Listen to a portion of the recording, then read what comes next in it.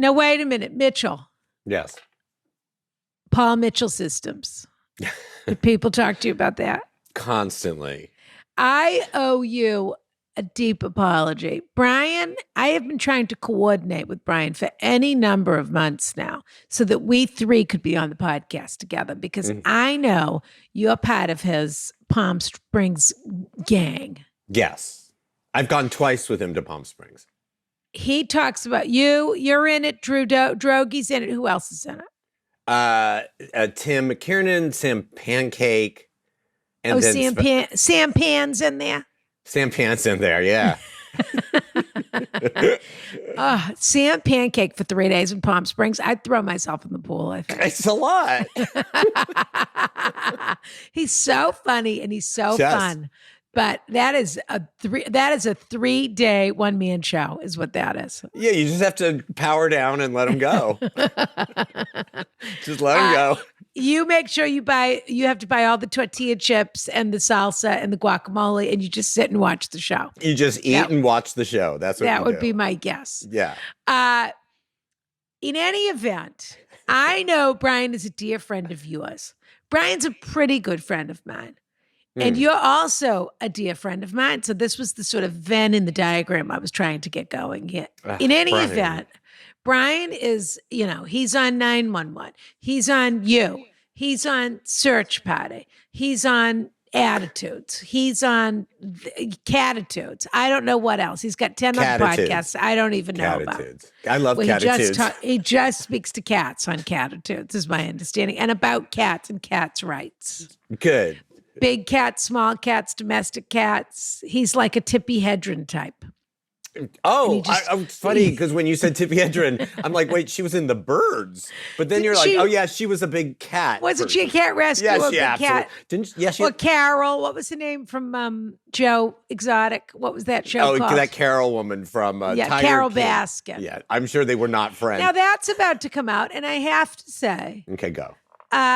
They've got John Cameron Mitchell playing Joe Exotic, which I think is inspired casting, I have to say. I bet he's going to be I think he's going to give an Emmy-winning performance. He's Joe great. Exotic. He will be great. And I love Kate McKinnon, but I don't think that was the right choice for Carol Baskin. She's about 25 years younger than Carol Baskin. Yeah, I guess, but I think, she could. I mean, she's very talented, so maybe she'll be terrific. I just have to say, I don't know why they did it in the first place. Well, that's an excellent question. That was my guest today is Mitch Silpa. Hi. I feel like we already laughed at the Tiger King. That we need to watch it again. We had that. We've done that already. We did it already. And it does drive me crazy when they redo something that was a documentary as a show.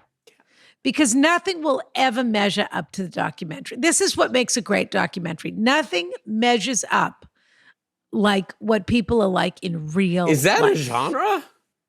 Like that documentaries making it into a show? Well, they're sort of doing that with podcasts a bit now. I didn't watch The Shrink Next Door, but I bet it was great.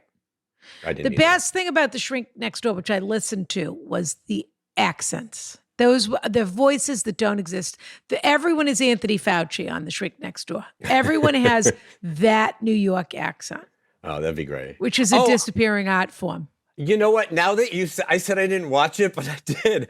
I forgot it was called The Shrink Next Door. I watched the first episode. You're right. It was a very New York sort of very New York. 70s. Was it 70s or 80s? 80s. Paul Rudd. Yeah, Will Ferrell. Fabulous Casey played his wife. They had Will Ferrell. Yeah. But Will Ferrell was playing, I'm going to get in trouble talking about he wasn't Jewish, playing a Jewish person now. Everyone's upset about that. Helen Mirren's upset. She thinks everyone's getting mad at her because only Jewish people are supposed to play Golda Meir. Oh, yeah. Yeah. Where do you fall on that? Where do you fall on Jew face, Mitch?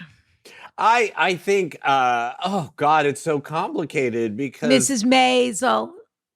It would be so much better if there was a Jew playing that. I think, it's so, the rules I don't really know what the rules are because I think ideally actors should be able to play anything, but now it's sort of but some can't play certain things, but you can but everyone can still play Jews. So like I don't really get the rules. Yeah. And selfishly, and this is completely self-involved, like being Jewish, I'm like, let me play the Jew. Yeah, where's my phone call?